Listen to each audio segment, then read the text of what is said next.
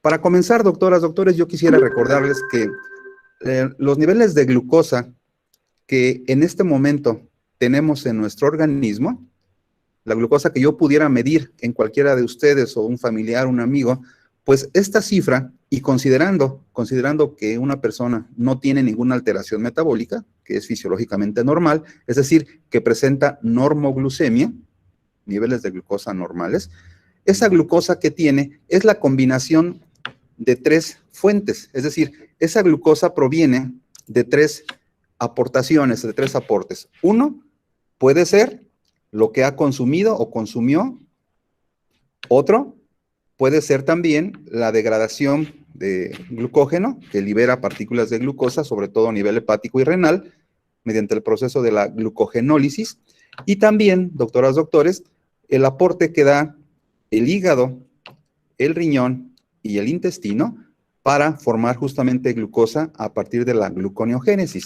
Estos tres rubros son los que constituyen el nivel de glucosa circulante en el organismo de manera normal.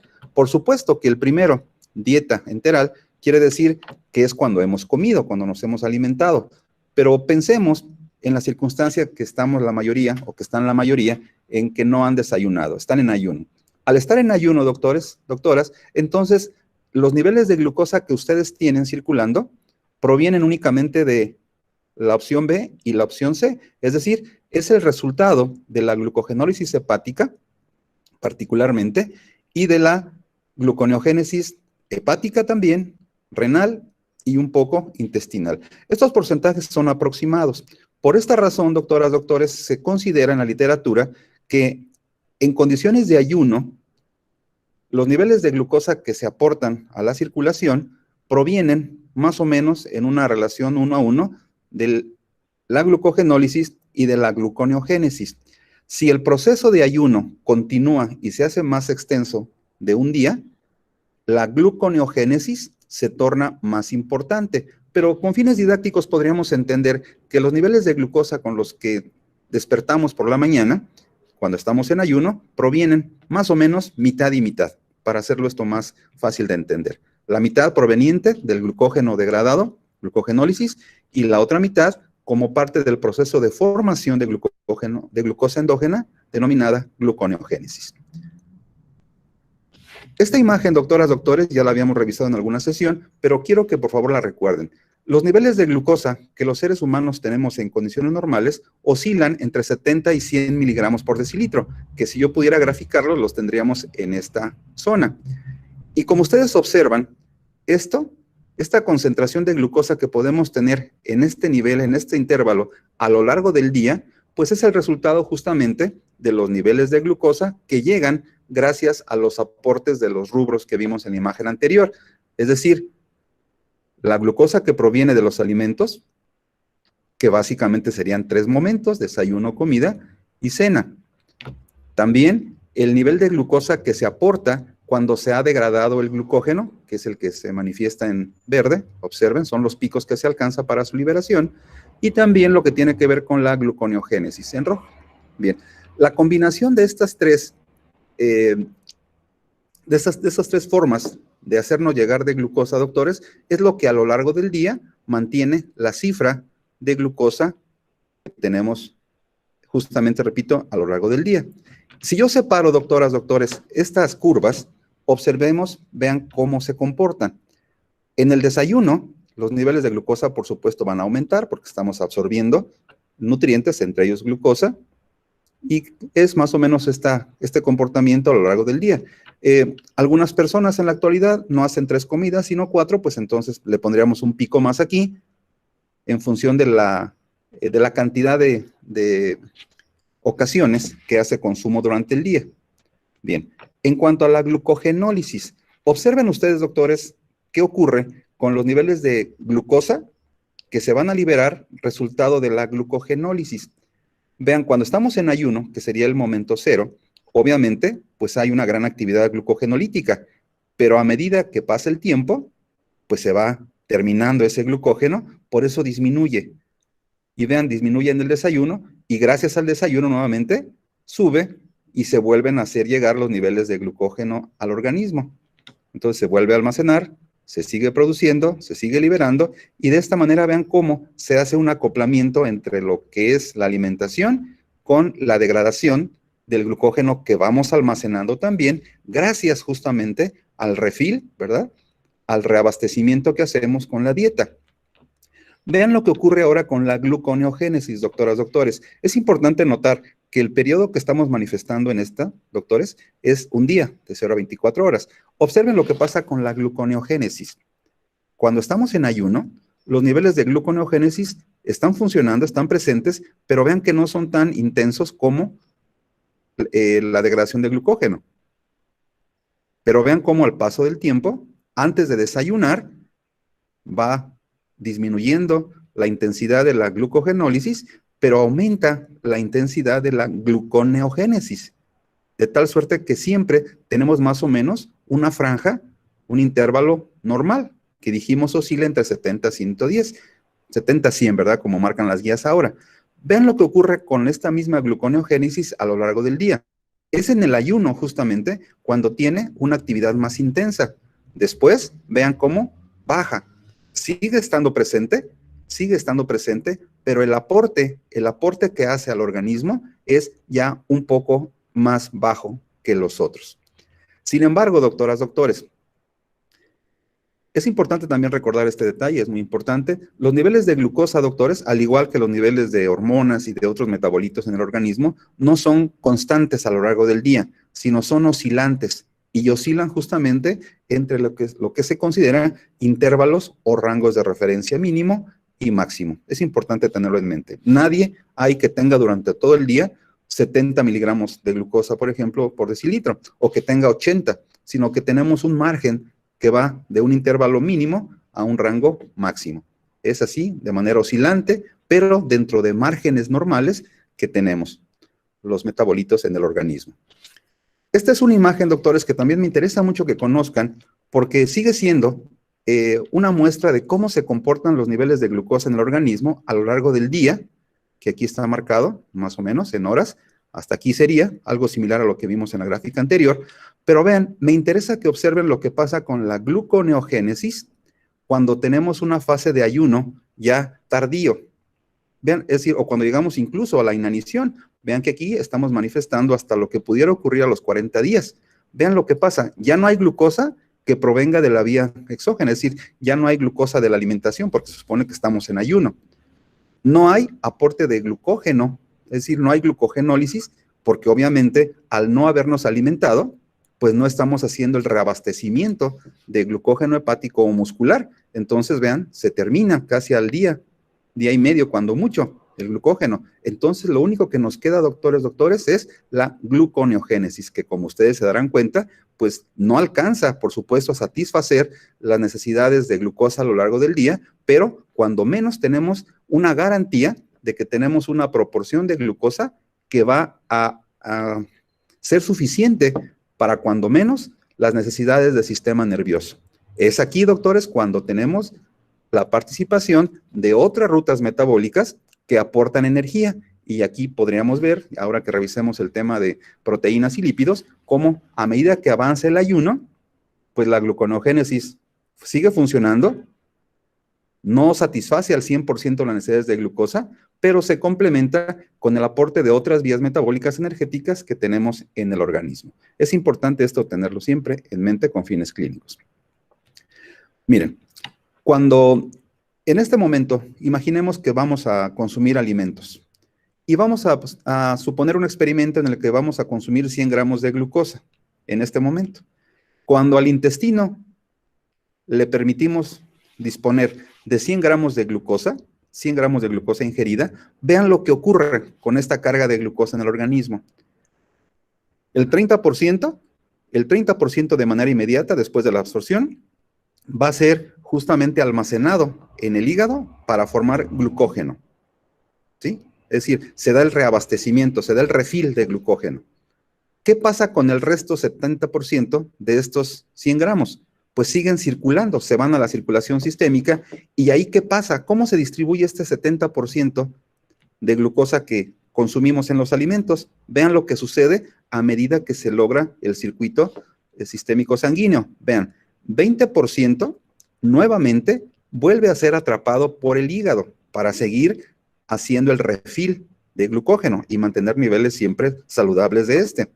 El 20%, doctores, es consumido, captado por el cerebro, que es el consumidor número 1 de glucosa. El 40% es atrapado o es depositado en músculo para fabricar justamente su glucógeno o hacer uso de la glucosa con fines energéticos, y el restante 20% es capturado por el hígado, tejido adiposo, piel y eritrocitos, que son también consumidores importantes de glucosa. No con la misma intensidad que lo hace el cerebro, pero también consumen ellos glucosa. Esto es lo que ocurre, doctores, cuando consumimos alimentos. Básicamente aquí hacemos con fines didácticos la propuesta de que lo que estamos consumiendo es glucosa. Vean, entonces, doctoras, doctores, cuando estamos en el ayuno temprano se considera de las 4 a las 6 horas, por ejemplo, que es como la mayoría estamos después de haber cenado a las 10, 11 de la noche. Vean, el intestino pues no va a tener actividad porque no ha absorbido ya se dio la fase absortiva. Entonces, al despertar, pues este no tiene actividad. ¿Pero qué pasa? Pues el hígado tuvo la capacidad ya de guardar glucógeno, y este glucógeno es el que va a distribuir a los tejidos. El músculo también va a fabricar, va a llevar a cabo glucólisis, etcétera, etcétera, forma piruvato, vean, forma lactato, degrada proteínas, forma alanina, llegan a la circulación, son, perdón, capturados nuevamente por el hígado, se llevan a cabo los procesos de almacenamiento, y de esta manera tenemos un funcionamiento que satisface las necesidades energéticas del organismo. Esto ocurre, doctores, en el ayuno temprano. Cuidadosamente observen cómo aquí tenemos una participación importante de glucagón, doctores, y esto mediado por páncreas. Por supuesto que participan otras hormonas que lo que hacen es mantener la homeostasis energética, asegurando que el organismo tenga el suministro de esos compuestos que va a requerir para poder llevar a cabo sus funciones básicas. Si revisamos lo que ocurre en el ayuno prolongado, pues aquí se darán cuenta que cambia ya el esquema. Lo regreso para que lo observen. ¿Ven cómo cambian? Cambian las flechas. Quiere decir que cambia el comportamiento del organismo. Aquí hablamos del ayuno prolongado, cuando ya tenemos más de 24 horas, por ejemplo. ¿Qué ocurre, doctores? Bueno, vean ustedes cómo la actividad del hígado se hace mucho más intensa. Vean cómo incluso también el intestino, aunque no estamos consumiendo nada, echa a andar mecanismos también que permiten aporte de moléculas o degradación de, por ejemplo, glutamina, para incorporarlo a rutas metabólicas que van a asegurar que el hígado mantenga el suministro energético de otras estructuras de manera importante, como al cerebro, por supuesto que tejido adiposo también. Vean cómo se modifican entonces las rutas metabólicas en el organismo de los que son sin duda órganos importantes en el mantenimiento de la homeostasis energética del organismo, como es tejido adiposo, por supuesto hígado, cerebro, por la señalización que éste tiene, eritrocitos, músculo. Vean lo que pasa, doctoras, doctores, cuando hacemos el refill, es decir, cuando comemos, después de haber estado en ayuno. Aquí ya se empiezan a complicar un poco más las flechas, pero si somos cuidadosos y revisan con atención el video, ya que esté terminado, van a ver cómo las flechas cambian de sentido.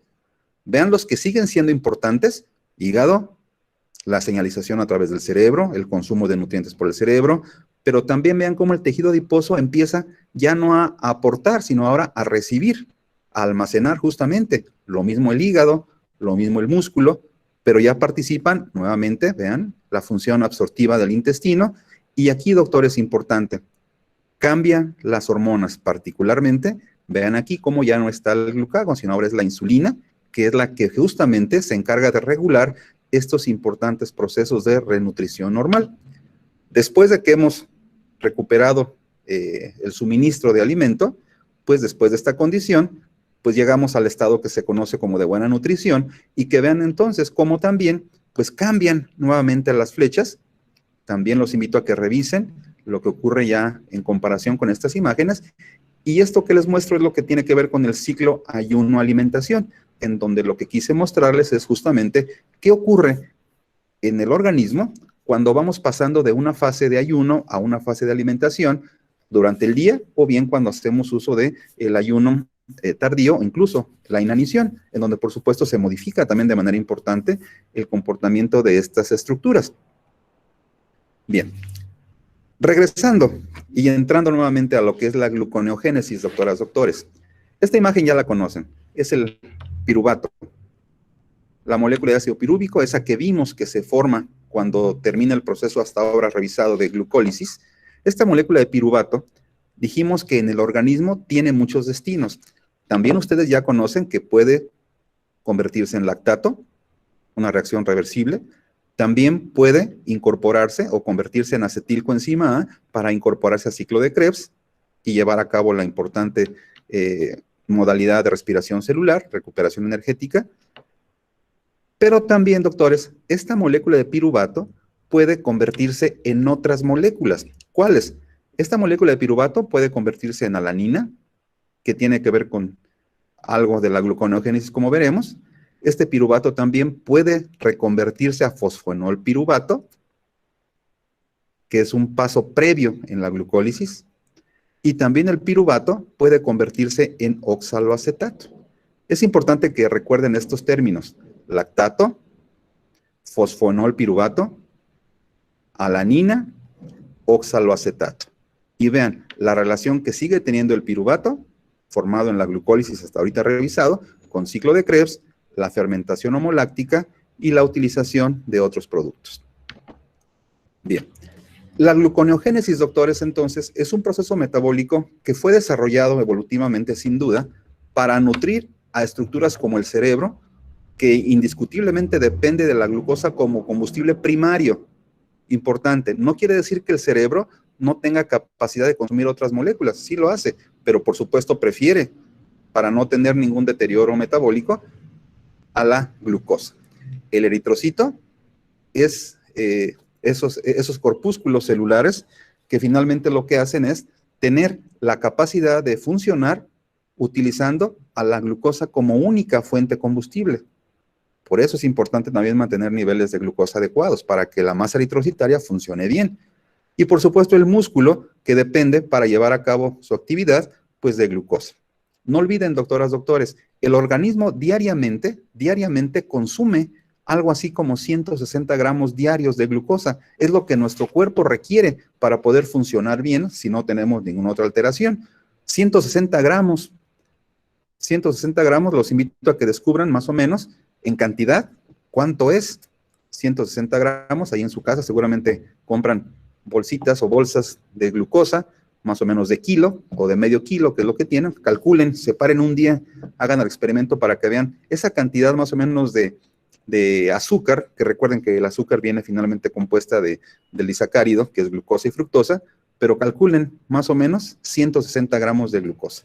Lo que puedan tomar en una mano de glucosa, algo así, eso es lo que nuestro cuerpo ocupa de glucosa diariamente. Y vean quién se come casi toda esa glucosa, doctores. El consumidor de esa cantidad de glucosa diaria, de manera importante, el cerebro. Ustedes y yo, doctores, en el cuerpo tenemos distribuido también esta glucosa, más o menos 20 gramos más los tenemos distribuidos en todo el organismo, en la sangre, en el espacio intersticial, en algunos compartimentos del organismo. Tenemos 20 gramos de glucosa disueltos. De estos, más o menos 4 gramos los tenemos en sangre. Y observen que más o menos de glucógeno podemos llegar a tener, dependiendo de nuestra masa muscular y de la edad que tengamos, por el tamaño del hígado, pues hasta 400, 300 gramos de glucógeno. Bien. La gluconeogénesis, doctoras, doctores, podemos definirla entonces como la formación endógena de glucosa a partir de sustancias que no son carbohidratos. ¿Cuáles son? Los invito a que recuerden siempre estos. Las moléculas que nuestro cuerpo va a utilizar para fabricar glucosa serán piruvato, lactato, glicerol y algunos aminoácidos, que como ustedes podrán darse cuenta son moléculas que ya hemos comentado en alguna ocasión. Piruvato y lactato lo hemos comentado varias veces ya. Glicerol, que les puedo adelantar, es una molécula que proviene de la degradación de grasas, y por supuesto aminoácidos que provienen de la degradación justamente de proteínas y de algunos mismos aminoácidos. El suministro entonces, doctores, de glucosa sanguínea, hemos visto, al organismo, tiene 3 fuentes, 3 orígenes. ¿Cuál? La dieta, es decir, lo que nos alimentamos, la degradación del glucógeno almacenado y el aporte gluconeogénico. Esto es muy importante, entonces, que lo tengan en mente. Es importante, entonces, ahora empezar a revisar las rutas metabólicas, ya hablando de compuestos. Si ustedes se acuerdan, en la glucólisis, doctores, en la glucólisis teníamos 10 reacciones enzimáticas que llevaban por finalidad hacer que la glucosa de 6 átomos de carbono se degradara a 2 moléculas de ácido pirúvico, donde cada una tiene 3 átomos de carbono. Para que esto ocurriera, ocupábamos 10 enzimas. De esas 10 enzimas, doctores, la gente pudiera pensar, bueno, pues si el piruvato, de acuerdo a lo que nos están diciendo, es una molécula que puede servirnos para fabricar glucosa, pues únicamente podríamos irnos hacia atrás. Las mismas reacciones, pero todas hacia atrás, y regresar a glucosa. Nada más que, doctores, eso no es posible, porque si ustedes recuerdan, en la glucólisis tenemos 3 reacciones irreversibles. Entonces, no es posible irnos hacia atrás. ¿Qué es lo que hizo la evolución? ¿Qué es lo que hizo nuestro organismo, la evolución de nuestro organismo? Bueno, pues modificar un poco las reacciones de la glucólisis, incorporarle estas 4, sustituirlas por algunas de la glucólisis, y son las reacciones que permiten que a partir de piruvato formemos glucosa.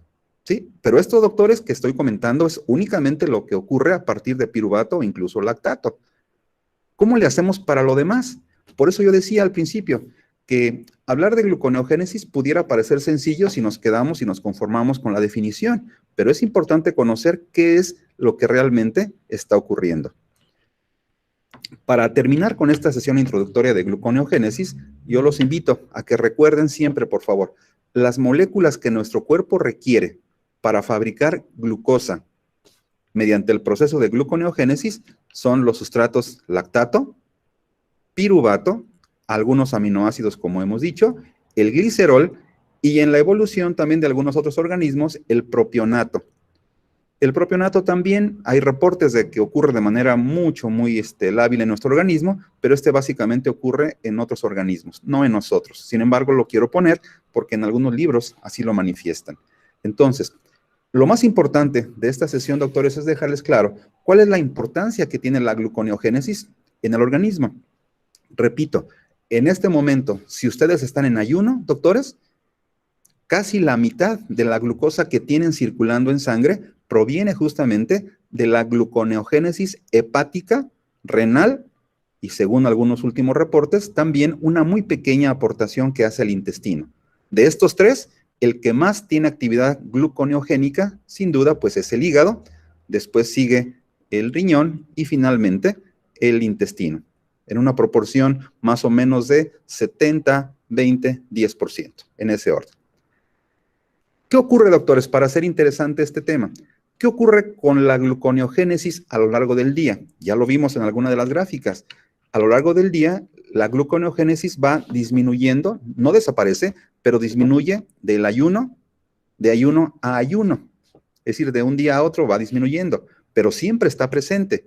¿Cuándo se vuelve sumamente fundamental, doctores? Cuando estamos en ayunos tardíos o en la fase de inanición, porque es la única manera que tenemos de satisfacer y formar glucosa para las necesidades, sobre todo, del sistema nervioso, que es el consumidor primario de glucosa, justamente, así como los eritrocitos. ¿Qué otro detalle clínico es importante, doctores? Ya habíamos preguntado que todos tenemos, o comentado que todos tenemos algún familiar diabético, por ejemplo. Las personas que tienen hiperglicemia crónica como relacionada con la diabetes, son personas que justamente también tienen en su hígado una alteración en la gluconeogénesis, es decir, producen más glucosa también de lo normal mediante esta vía. Aportan glucógeno, es decir, degradan glucógeno también para darle glucosa al organismo. Pero en estas personas, doctores, la gluconeogénesis se hace más activa. Entonces, aumenta la proporción de gluconeogénesis en el ayuno de estas personas. Por eso las personas cuando despiertan, que son diabéticas, los niveles de glucosa son más elevados, porque el hígado intenta aportar glucosa, más glucosa. Curiosamente, ya lo hemos comentado, hay mucha glucosa, pero no la puede utilizar. Entonces el organismo lo que hace es intentar fabricar más y más glucosa. Por eso suben los niveles de glucosa en el ayuno en estas personas. Y esta es la vía que se descompone. Y solamente para que, bueno, por decirlo de alguna manera, y para que lo sepan, seguramente han escuchado por ahí en su casa, si tienen este familiar o amigo diabético, la metformina. La metformina es un fármaco que justamente lo que hace, dentro de otros efectos moleculares, es inhibir a la gluconeogénesis hepática. Y cuando la inhibe, doctores y doctoras, lo que estamos haciendo es evitar que el hígado aporte una cantidad mayor de glucosa, y de esta manera el sujeto va a despertar en ayuno con niveles de glucosa menores, porque estamos bajándole la intensidad a la gluconeogénesis, que durante la noche está intentando satisfacer las necesidades de glucosa en su organismo.